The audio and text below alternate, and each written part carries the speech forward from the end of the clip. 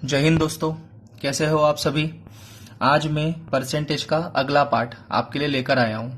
चलिए तो देखते हैं हम सबसे फर्स्ट वाला क्वेश्चन।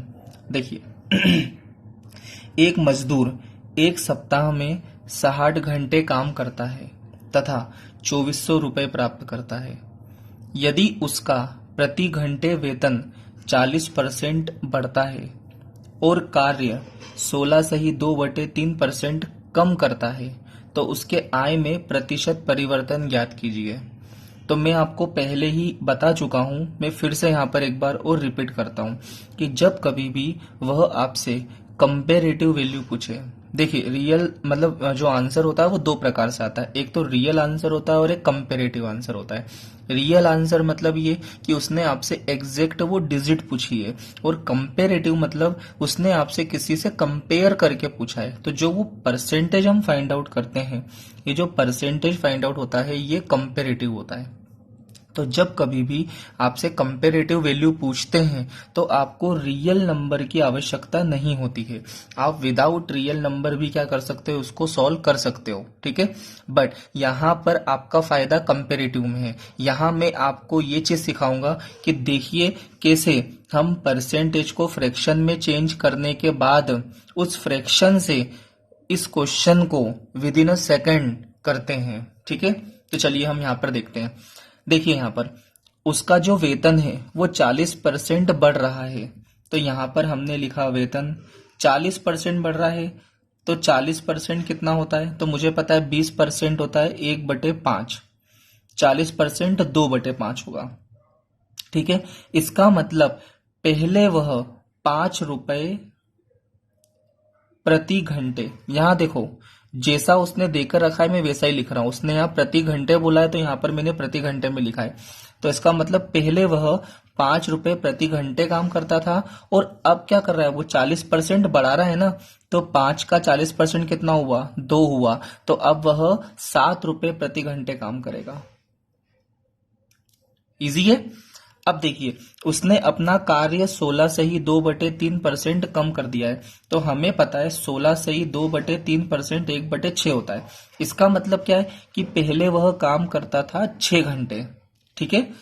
तो पहले हमने लिखा 6 घंटे काम करता था। यहाँ देखो उसने काम का बोला है, अच्छा मैंने गलती से कम लिख दिया है, काम उसने काम का बोला है। तो काम वह पहले कितना करता है, 6 घंटे, और अब क्या करता है वो, तथा कार्य 16 से 2 कम करता है। अच्छा ये कम ही था, है ना। कम करता है, कम करता है मतलब पहले 6 करता था और 6 का 16 से 2/3 1 होता है। तो अब 1 कम करेगा, तो अब कितना करेगा, 5 घंटे ही काम करेगा, ठीक है। तो उसकी जो आय होगी, तो आय देखो सबसे पहले वो 1 घंटे में 5 रुपए कमाता था। तो 6 घंटे में कितने रुपए कमाएगा, तो 6 × 5 करेंगे तो उसने 30 रुपए कमाए, ठीक है पहले। और अब वह 7 रुपए प्रति घंटे कमाता था और कितने घंटे काम कर रहा है, 5 घंटे काम कर रहा है। तो अब वो कितने रुपए कमाएगा, 35 रुपए कमाएगा। अच्छा उसने कितने रुपए बढ़ाए, तो उसने 5 रुपए बढ़ाए। किसके कंपेयर में बढ़ाए, तो पहले के कंपेयर में बढ़ता है। तो हम डिवाइड बाय 30 लिख लेते हैं। हमको प्रतिशत निकालना है तो 100 निकाल दे, तो 5 एकम 5 6, 1/6%। बताओ 1/6 फ्रैक्शन में परसेंट क्या होगा, तो अभी हमने देखा 1/6 फ्रैक्शन होता है तो परसेंट होता है 16 सही 2/3%। तो यही तो आपका आंसर है कि उसके आय में 16 सही 2%, 2/3% की क्या हुई, वृद्धि हुई। क्यों, क्योंकि पहले 30 था, अब 35 है, मतलब 5 रुपए की वृद्धि हुई। तो वृद्धि हुई तो यहाँ पर जो परसेंट निकला वो भी कितना निकला, वृद्धि का निकला। तो 16 सही 2/3। देखो ये जादू है, एक प्रकार से काय का जादू है, ये फ्रैक्शन का जादू है। ये आपको सीखना पड़ेगा और यही मैं आपको यहाँ पर सिखाने का प्रयत्न कर रहा हूँ। अगर यहाँ पर आपको ऐसे कंपेयर करके नहीं लेना है, आप रियल नंबर से भी अगर आपको लेना है तो आप वैसे भी ले सकते हो, आपका आंसर यही आएगा। पर मैं आपको यही एडवाइस दूंगा कि आप लोग जब वह आपसे कंपेरेटिव वैल्यू पूछे तो आप उसको फ्रैक्शन से ही करें। इसके पीछे दो कारण है। पहला, आपका जल्दी आंसर आएगा। क्यों जल्दी आंसर आएगा, क्योंकि आपके पास वैल्यूज क्या होती है, छोटी होती है। यहाँ पर अब आपको 2400 से या फिर 60 से मल्टीप्लाई नहीं करना है या 40 से मल्टीप्लाई नहीं करना है, आपको यहाँ पर 6 से आ गया, देखो 6 घंटे आ गया, 5 घंटे आ गया, 7 आ गया, 5 आ गया, तो इसका कैलकुलेशन जल्दी हो गया। और यहाँ पर हमने फर्स्ट और सेकंड लेक्चर में ये भी सीखा था कि इसको हम कैसे जल्दी लिखते हैं।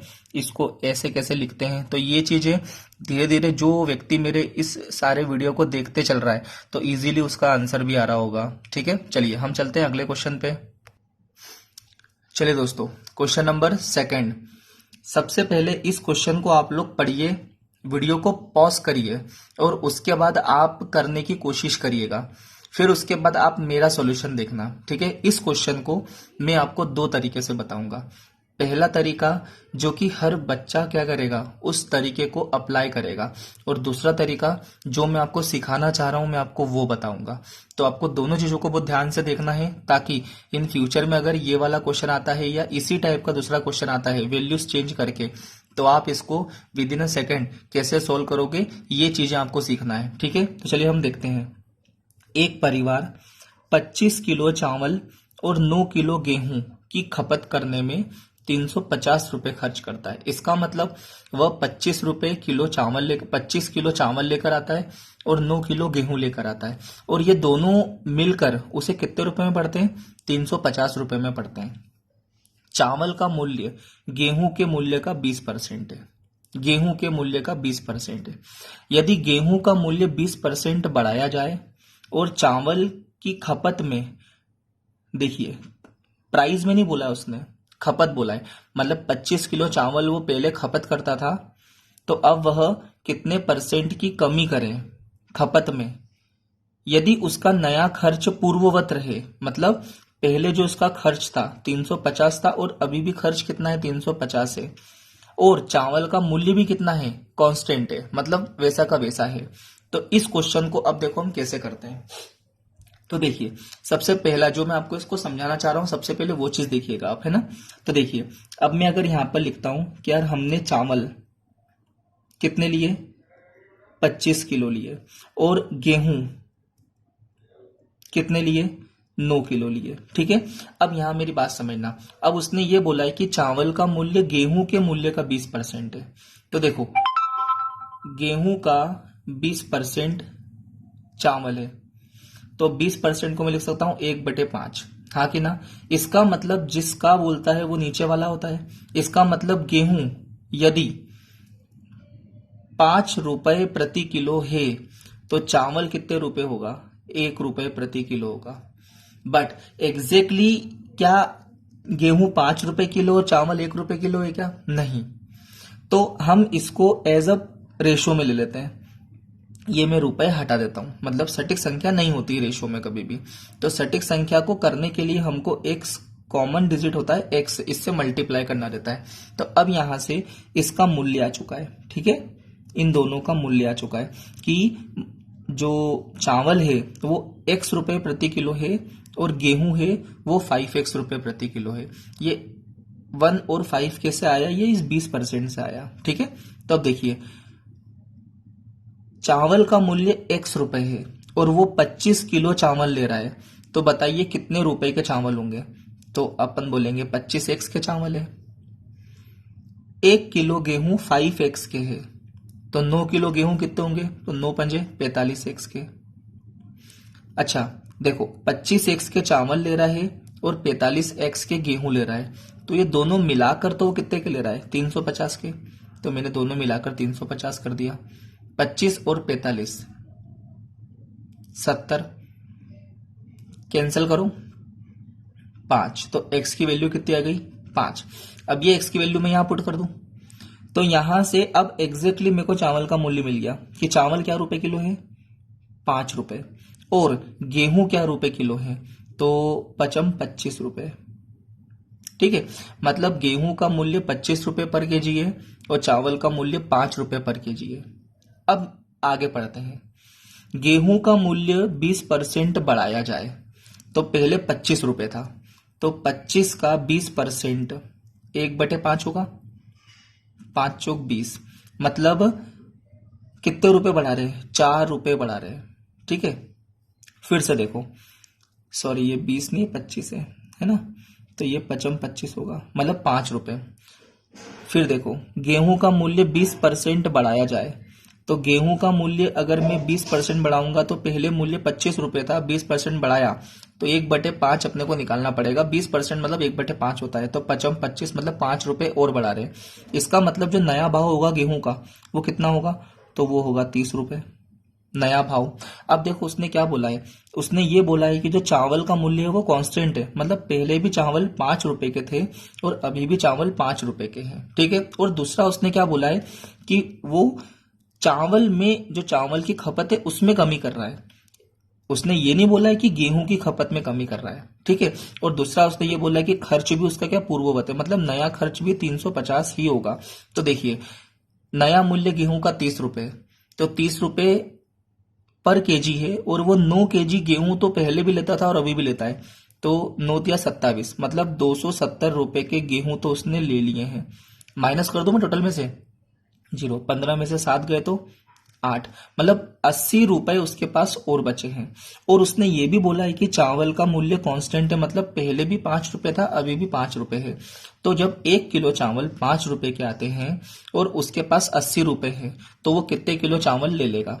तो मैं इसको 5 से डिवाइड कर दूं तो 5 एकम 5 और ये हो जाएगा 3 बचा, 5 छंग 30, मतलब 16 किलो चावल। 5 एकम 5 और 5 छंग 30, 16 किलो चावल वो भी खरीद सकता है। तो देखो पहले वह खरीदता था 25 किलो चावल, अब कितना खरीद रहा है 16 किलो चावल। उसने उसकी खपत में क्या कर दी, कमी कर दी। और मुझे इस खपत का प्रतिशत तो फाइंड आउट करना है, तो उसने कितने किलो चावल कम करे, तो उसने 9 किलो चावल कम करे। किससे कंपेयर में, 25 के कंपेयर में, तो 25 लिख दिया। मल्टीप्लाई बाय क्या करेंगे 100 करेंगे क्योंकि हमको प्रतिशत निकालना है।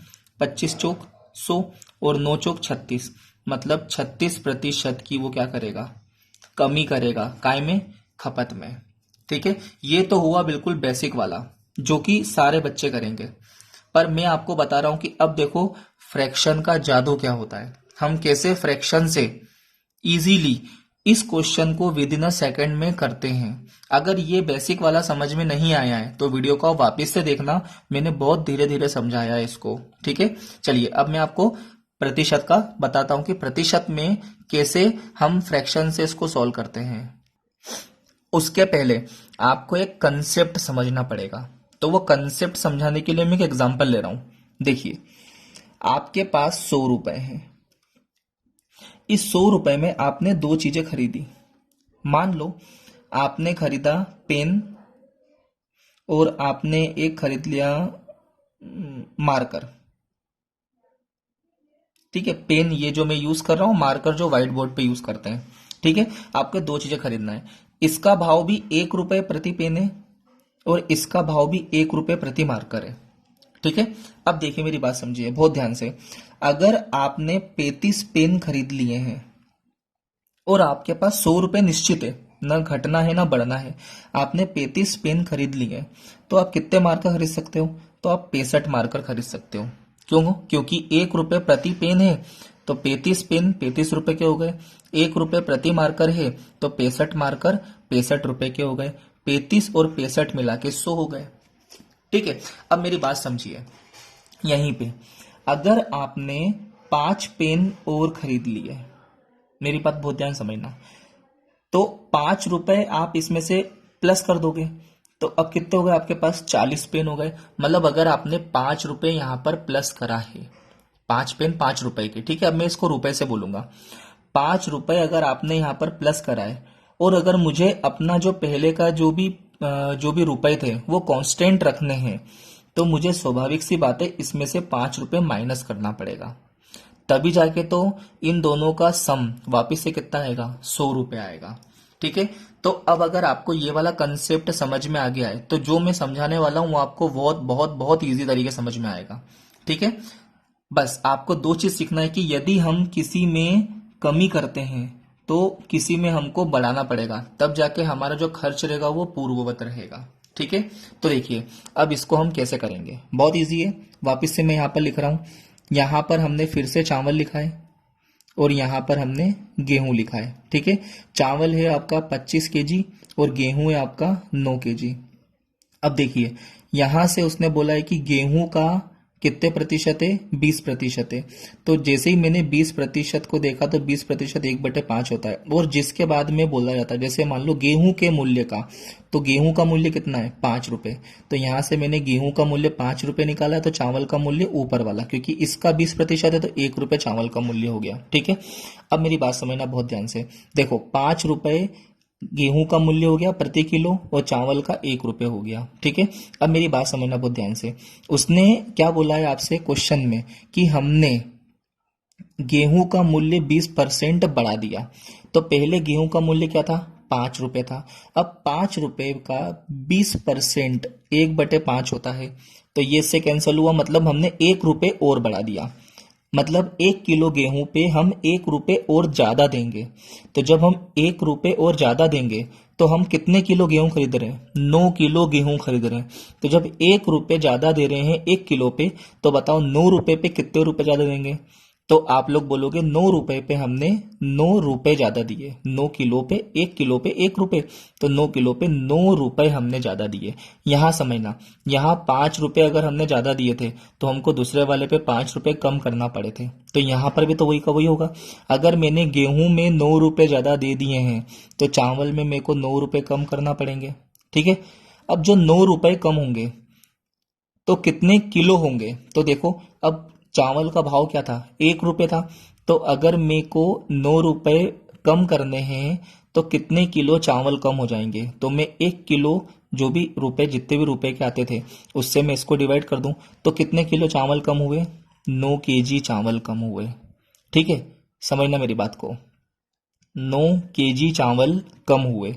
अब जो कम होता है उसी का तो प्रतिशत निकालना है। तो 9 किलो कम हुए तो 9 लिखा, डिवाइडेड बाय, पहले कितने थे?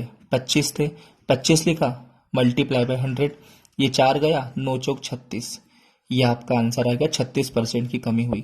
यहाँ देखो, जो हमने इतना लंबा चौड़ा कैलकुलेशन करा था वो हमने नहीं करा है, आपका केवल इतने से में आंसर आ चुका है, बहुत इजी वे में। ठीक है, मैं फिर से आपको बता रहा हूं। देखो, 25 किलो तो चावल खरीदे थे और 9 किलो उसने गेहूं खरीदे थे, और उसने ये बोल दिया था कि जो गेहूं का मूल्य है वो चावल के मूल्य का 20%, गेहूं के मूल्य का 20% है। तो गेहूं के मूल्य का 20% चावल है, तो गेहूं अगर 5 रुपए के हैं तो चावल 1 रुपए का है। ठीक है, अब उसने क्या बोला है कि गेहूं के मूल्य में 20% की वृद्धि करी, तो 5 में 20% की वृद्धि करेंगे, तो 5 में 20% की वृद्धि करी तो 1 रुपए की वृद्धि हुई। मतलब गेहूं में 1 रुपए प्रति किलो भाव बढ़ गया। टोटल कितने गेहूं थे? 9 किलो लेना थे हमको। क्यों? क्योंकि उसने बोल के रखा हुआ है कि गेहूं में उसने कोई भी कमी नहीं करी है, उसने कमी करी है चावल में। तो गेहूं वो पहले भी 9 लेता था और अब भी वो 9 लेगा, तो उसने कितने रुपए ज्यादा देगा वो इस बार? तो 9 रुपए ज्यादा देगा। तो अगर वो यहाँ पर 9 रुपए ज्यादा दे रहा है तो स्वाभाविक सी बात है उसको यहाँ पर 9 रुपए कम देना पड़ेंगे। क्यों? क्योंकि खर्च हमारा पूर्ववत है। तो जो 9 रुपए दे रहा है वो चावल में तो देगा। तो चावल का भाव क्या था? 1 रुपए था। तो 9 रुपए पे कितने किलो चावल वो कम लेगा? 9 किलो चावल वो कम लेगा। और ये कम जो लेगा उसी का तो हमको प्रतिशत निकालना है। तो 9, और पहले कितने लेता था? 25। तो 9/25 मल्टीप्लाई बाय 100। इसको हम सिंपल से काट के कैलकुलेशन कर सकते, तो हमने काट दिया। अगर मान लो काट के नहीं करते तो हम इस फ्रैक्शन को भी परसेंटेज में चेंज करना हमको आता था। तो बहुत इजीली आपका आंसर आ जाएगा। इसको एक बार और समझना। मैं कह रहा हूं ये वाले क्वेश्चन आप विद इन अ सेकेंड कर पाओगे यदि आप इस, जो मैंने आपको समझाया है, इस प्रोसेस को, इस कंसेप्ट को समझने में अगर आपको समझ में आ रहा होगा तो डेफिनेटली आप कर पाओगे। ठीक है, चलिए हम नेक्स्ट क्वेश्चन पे चलते हैं। चलिए दोस्तों, क्वेश्चन नंबर 3 करते हैं। करने के पहले मैं आपसे बस एक राय आपको मैं ये देना चाहता हूं कि आप क्वेश्चन को बहुत ध्यान से पढ़ेंगे। एक बार में समझ में नहीं आता है तो 2 बार पढ़ेंगे। ठीक है, बट क्वेश्चन को बहुत ध्यान से आपको पढ़ना पड़ेगा कि वो क्या बोलना चाह रहा है और एग्जामिनर इस क्वेश्चन के बारे में क्या सोचता है। ठीक है, आपको 2 चीजों पे बहुत वर्क करना है। चलिए देखते हैं। किसी फैक्ट्री में काम करने की मात्रा अगर 50% बढ़ जाए, जो भी काम उसका हो रहा है अगर उसकी मात्रा 50% बढ़ जाए, जैसे फॉर एग्जाम्पल आज 100 पेन बन रहे हैं तो 50% बढ़ जाएंगे, तो 100 पेन की जगह पर कितने हो जाएंगे? 150 पेन बनना स्टार्ट हो जाएंगे। ठीक है, वो बोल रहा है तो आदमियों की संख्या में हम कितने परसेंट की वृद्धि करें? तो स्वाभाविक सी बात है, अगर काम बढ़ेगा तो आदमियों की संख्या भी हमको बढ़ानी पड़ेगी। ठीक है, कि काम पूर्व निर्धारित समय में ही पूरा हो जाए, मतलब जिस समय में वो पहले पूरा हो रहा था अभी भी वही समय में पूरा होना चाहिए। ठीक है, समय में ही पूरा कर लिया जाए। तथा जो नए मजदूर आएंगे उनकी कार्य क्षमता मतलब कैपेसिटी पुराने वाले से 25% क्या है, अधिक है। मतलब जो पुराने वाले व्यक्ति थे उनसे 25% अधिक है, किसकी, नए मजदूर की। ठीक है, तो सबसे पहले आप लोग इस वीडियो को पॉज करिए और कोशिश करिए इसको खुद से करने के लिए। ठीक है, अगर होता है तो बहुत अच्छी बात है जल्दी समय में, और अगर नहीं होता है तो आप लोग केवल और केवल क्या करेंगे, मेरे इस कंसेप्ट को समझने की कोशिश करेंगे। ठीक है, तो चलिए हम करते हैं इसको। अब किसी फैक्ट्री में काम करने की मात्रा 50% बढ़ दी जाए। ठीक है, वो तो बात की बात है। यहाँ देखिए, तो आदमियों की संख्या में कितने परसेंट की वृद्धि की जाए कि काम निर्धारित समय में ही पूरा कर लिया जाए तथा नए मजदूर की कार्य क्षमता पुराने वाले से 25% अधिक है। तो देखिए, मान लेते हैं कि हम पुराने जो मजदूर है वो 100 हैं। ठीक है, पुराने मजदूर कितने हैं, 100 हैं। और यहां पर से हम निकाल सकते हैं इनकी इफिशियंसी। कैसे, देखो, पुराने वाले से 25% अधिक है तो 25% होता है 1/4।